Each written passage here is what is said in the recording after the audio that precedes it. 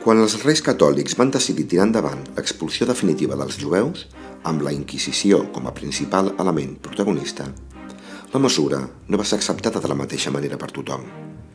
Mentre a Castella s'aplaudia la idea, a la Corona d'Aragó no hi va fer gens de gràcia. L'expulsió dels jueus cercava diversos objectius. Era una concessió a l'Església i especialment al clergat més proper a Isabel, tan integrista com ella. Es pretenia la unificació social de l'imperi en base a una mateixa i única religió. I, per últim, però no per això la raó menys important, la confiscació pública dels béns dels jueus després de la despesa que va suposar, entre altres coses, la Reconquesta. Mentre a Castella, la noblesa era una casta absolutament tancada en ella mateixa i la burgesia era gairebé inexistent, al Regne d'Aragó, molts cavallers, burgesos i comerciants eren conversos. Així, bona part del pes econòmic de l'Aragó, de València, però sobretot de Catalunya, se sustentava en aquest sector de la societat.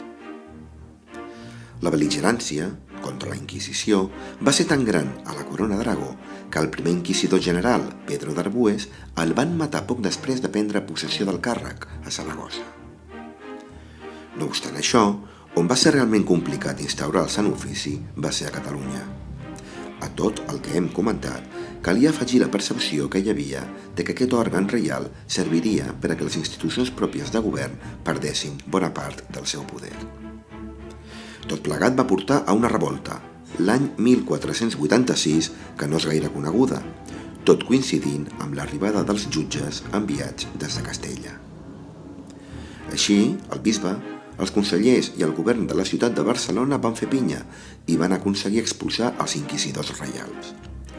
Fins i tot hi va haver d'intervenir el papa Innocenci VIII amb la publicació d'una butlla l'any 1497 per a que s'hi pogués instal·lar la Inquisició a Catalunya. El tribunal es va instaurar al Principat el 4 de juliol de 1498, 6 anys després de la publicació del decret d'expulsió. Ens van enviar com a principal inquisidor, segurament com a represàlia, ni més ni menys que el sinistre i sanguinari Tomàs de Torquemada, mà dreta d'Isabel de Castella. I els catalans vam ser obligats a acceptar, a la força, el maleït tribunal.